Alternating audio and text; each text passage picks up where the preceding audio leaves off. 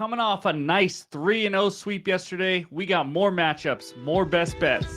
Let's talk some basketball. What's going on, everyone? Welcome back in to another episode for Just a Bet Outside. I am your host, Steven, and you see the smile on my face. Finally, that 3-0 sweep we needed yesterday. We'll go over the bets recap in a little bit, but it also looks, I think, like the leans also may go 3-0. Actually, 2-0 right now. We're still recording during the fourth quarter of that Lakers-Nuggets game. But they did pretty well, so it's nice to have a good day. It's just one day. We got to keep grinding. But quick reminder, MLB Best Bets video will be out after this, so go check that out. We had a small profitable day yesterday, but it's also Dinger Tuesday, $20 to the winner. Go check that out and join that contest. But real quick, what a wild day. That Knicks game was just absolutely insane versus 76ers. I don't see how Philly comes back from that. I'm going to be honest. Up 45 seconds left. That was just absolutely bonkers. The block at the end, the three by DiVincenzo, just all of it. Anyways, that was a wild game, but I have a basketball question for my true basketball fans here.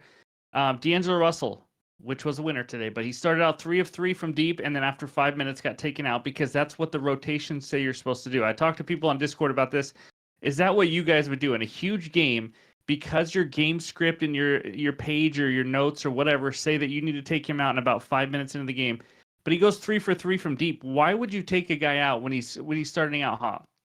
I only coached high school. I'm not as knowledgeable as these NBA coaches, but it just doesn't make sense. It feels like coaches are overthinking it with these rotations sometimes. We're talking a playoff game, must win every single game, and you're just taking a guy out. It's weird to me. Anyways, just want to point that out. He came back in like 3-4 minutes later, missed a couple shots. He ended up hitting some shots later, but it was just kind of weird to me. I'm just curious what you guys what you guys think, and if you would take a guy out after he starts 3 for 3. But anyways, it's time to move on and get back to the next one. Home teams have been absolutely scorching hot so far in the last few days, but we got a lot to get into. We got more matchups, all that, but of course we start with the dad joke. Here we go. Where do fish go on vacation? Finland. Not as good as yesterday's, but not bad. Anyways, in this video, we're going to recap yesterday, and then I got 4 good matchups for you today. We're going to do the same thing we did yesterday for game 2s, and then we got best bets and the bets recap. So hit that like button, leave a comment below. You guys are helping this video grow, helping our channel grow every single day. If you are new, hit that subscribe button. Join this incredible community that we have here. And we're on our way to 24,000 subscribers. So let's follow up the sweep with another good day. But before we get into those best bets, let's check out the recap. All right, there it is. The 3 beautiful green check marks finally. We got Jared Allen, 10-plus rebounds, LeBron, 7-plus assists. The only thing I'm mad about is that I did not ladder Jared Allen rebounds. We talked about it in the video a little bit. Hopefully some of you guys did. I knew he was a monster on the glass. He ended up with almost 20, I believe. And then LeBron had 11 or 12 dimes in the fourth quarter or third quarter. I don't even know. It was just bonkers. So easy win there. D'Angelo Russell, he is the man. A first half cash. Gotta love it. And then Franz Wagner. This one was an added play, and it was absolutely sweaty. I mean, not even really sweaty because I thought it was a loss already. He had like 3 RAs in the span of like a minute or less than that at the very end of the game. He ended with 9. We got completely lucky after a terrible game all game long. Magic are struggling right now, but that was my half unit play. And then if you tailed the other leans, Jalen Brunson, people were doubting it. Under 30.5 points, under 31.5, does not matter. He went under both of them for the 6th straight time against the 76ers. And then this Franz was one of those leans, and the other one's the Knicks and Nuggets moneyline parlay. We'll see if the Nuggets can pull it out for the 3-0 sweep and the leans too. But anyways, those are the records down below. That's the season record, playoff record. Got back on track, up 0.54 units, so about even. 8-6. I'm ready to move forward now. That was a nice bounce back day that we needed to dig out of that hole, and it's time. But before we get into those best bets, let's check out the best matchups. All right, we got 4 matchups for you today. Hopefully the yesterday's helped you get some winners, but we got Mr. Luka Doncic versus the Clippers. The Clippers give up the 2nd most points to the point guard position. We've been talking about that all season long at over 27.5. Luka had 33 points on 11 for 26 shooting in game 1. And then Chris Middleton versus the Pacers. Pacers give up the 6th most points to the small forward position at about 22 points. Middleton had 23 points in game 1 in 34 minutes. More on that later. And then Jaden McDaniels of the T-Wolves. Phoenix gives up 2nd most rebounds to the small forward position, about 8.5 a game. This is an interesting one. He had 6 rebounds in 37 minutes in game one. I think his line is about 3.5 or something right around there is where it's sitting. He had 5+ rebounds in 4 straight games that he's played 35 or more minutes. Yes, I went back and checked. But in the 3 regular season games versus the Suns, where it is a good matchup, he had 0, 2, and 2 rebounds. So, kind of conflicting info a little bit at the end on how he's done. But, when he plays big minutes, it's been there. The first game, it was there by far. I mean, like I said, he had a great rebound game, getting 6. And as you can see on the 0, 2, and 2, he was playing 27, 22, and 26 minutes. I'm expecting him to play another 35+ minutes in this one. So, anyways, that's the third matchup. Let's go check out the fourth and final one. Obviously, this matters if he plays. Kawhi Leonard is a questionable game time decision right now, but Dallas gave up the 7th most rebounds to the power forward position, and Kawhi had 3, 6, and 10 rebounds in the 3 games versus Dallas this year. So, anyways, those are the 4 matchups that I found when I did some digging. Hopefully these help you out or just, start you on your betting day and all that kind of stuff. So that's what we got, but it's time to talk some best bets. All right, this segment of the show is brought to you by our sponsor, BetterBet. That's BTR Bet, the best place to find, track, analyze, and share your bets. If you are serious about gambling, go check that app out now. It's in the description below. All right, here we go. This first one takes us out to Milwaukee, Wisconsin. We got the Bucks hosting the Indiana Pacers. Bucks -1, total of 222. I will say this, my best bet is not Damian Lillard under 3s.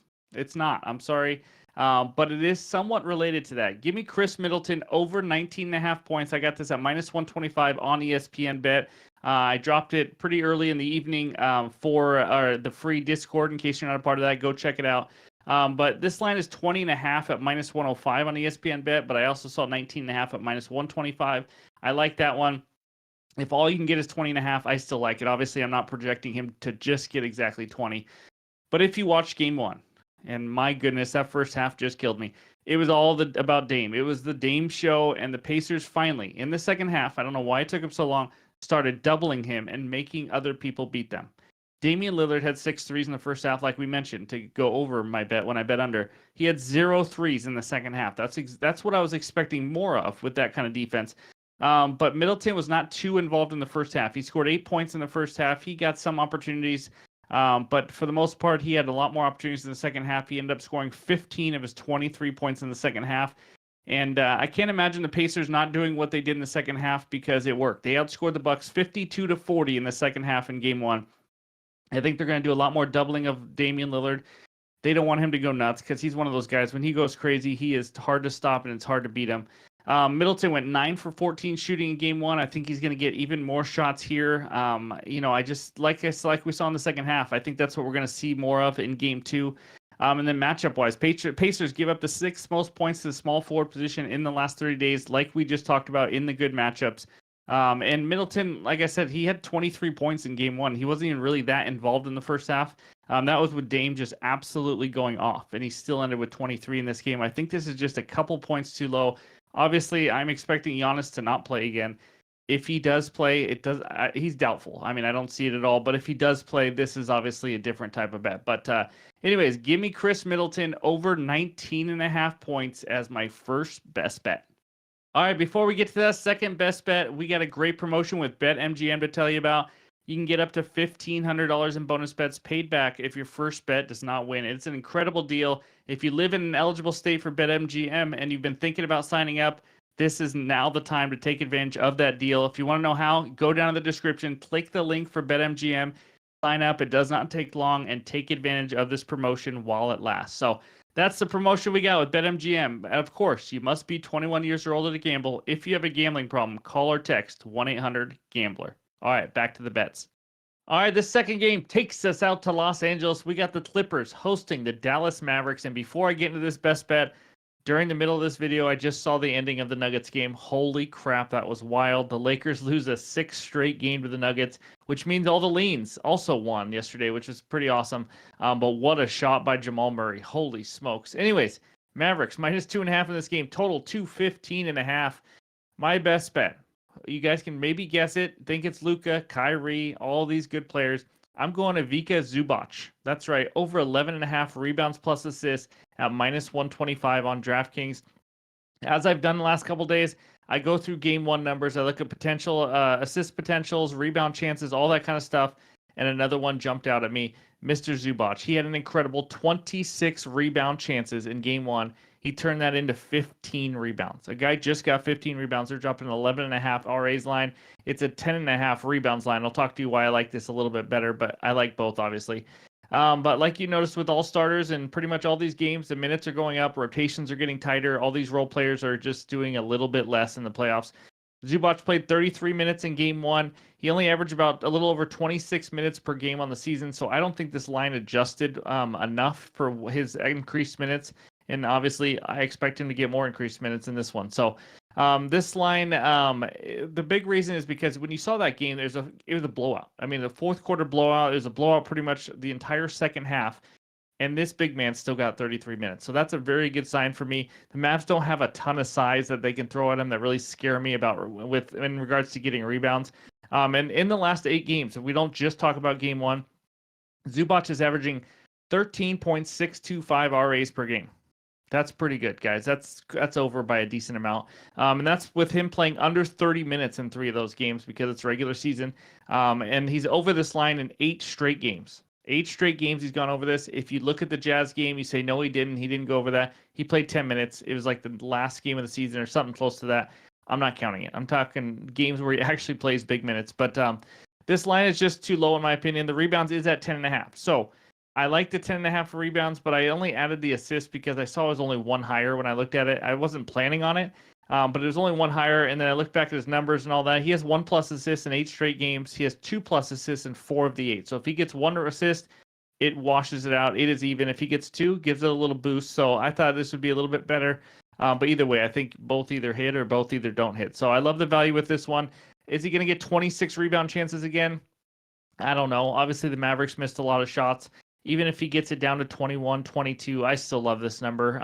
So give me Zubac over 11.5 rebounds plus assists as my second best bet. And then, of course, I got a couple leans because that's just what we got to do right now. So we'll see if I add any of these 2 or even a new one that I didn't talk about in the morning, or if I just stick with my 2 best bets. But my 2 leans I like. First one, Pacers plus 1.5, or just Pacers money line would probably be the better bet, honestly. I like what I saw in the second half, like we talked about a little bit earlier. It took a heroic effort from Dame and a terrible shooting day from the Indiana Pacers for the Bucks to have that first half lead. And I'm not saying Pacers are going to come out here and blow them out. We know what the Bucks do. The Bucks have not been a very good team this year. No Giannis, it looks like. The Pacers have the better coach. Yes, almost all the teams have a better coach than the Bucks. And I think they're going to have good adjustments. You saw the adjustments in the middle of the game. And they came out and they outscored the Bucks and played better than them in the second half, which is kind of going under the radar because of what happened in the first half. They got a taste of playoff basketball. These younger guys, these players that haven't played a ton of playoff basketball, I think they're going to be ready to show up here. I think they're going to shoot better. I think they're going to play better defensively, make Dame get rid of the ball, hopefully to Middleton, obviously quite a bit. So I think the Pacers can win this. I actually kind of lean all the road teams, which scares the crap out of me because the home teams have been absolutely crushing it. I think the Mavericks are going to play better. I don't know if defensively they can step it up, but their defense is pretty ugly. And so, I do lean the road teams here in this one, but we'll see where it goes. Suns played well against the T-Wolves, but that T-Wolves defense in game 1 looked absolutely dynamite. So we'll see. That should be a good game. But anyways, Kyrie Irving is the second one, over 24.5 points. You know what else you could do is if you just want to go Luka, you could go Luka 30+ points again. We added him with Porzingis a couple days ago. You could do it as a parlay piece with something else. I think Luka gets a 30, but Kyrie Irving's line at 24.5 points, I think it's just too low, guys. If you look at that game, I mean, it was Kyrie and Luka and literally nobody else. I mean, nobody was taking shots. It was these 2 guys, which is not surprising. It is the playoffs. They are going to play through these 2 guys. If you watch the game, it was a lot of that. Kyrie put up over 30 points in game 1. I mean, I expect him he took 18 shots. I expect something similar to that as well. I think he and Luka could both score 30 again. Obviously, if Luka ends up scoring, 40 or going crazy, that does hurt this. But again, we're not needing 30 out of Kyrie. We only need 25. So anyways, these are my 2 leans that I like. Again, these are not best bets. So I have not placed a bet yet. If I add one of these 2 or something else, it will be in the pinned comments. It will be on X and on Discord in the morning. So those are my 2 best bets and the leans. Let's stay hot. And before we get out of here, let's check out the recap. All right, there it is. Chris Middleton over 19.5 points at -125 on ESPN bet. And then Ivica Zubac over 11.5 rebounds plus assists at -125 on DraftKings. Again, I may add a unit or a half unit play in the morning as well. Let's get some more winners. Hopefully this video helps you guys out, but leave a comment below. Let me know what you guys like. Maybe game bet, player prop. What is your best bet? What kind of parlay you going with? All that kind of stuff. But thank you guys for the support as always. I hope you have a great day, and we'll talk to you soon.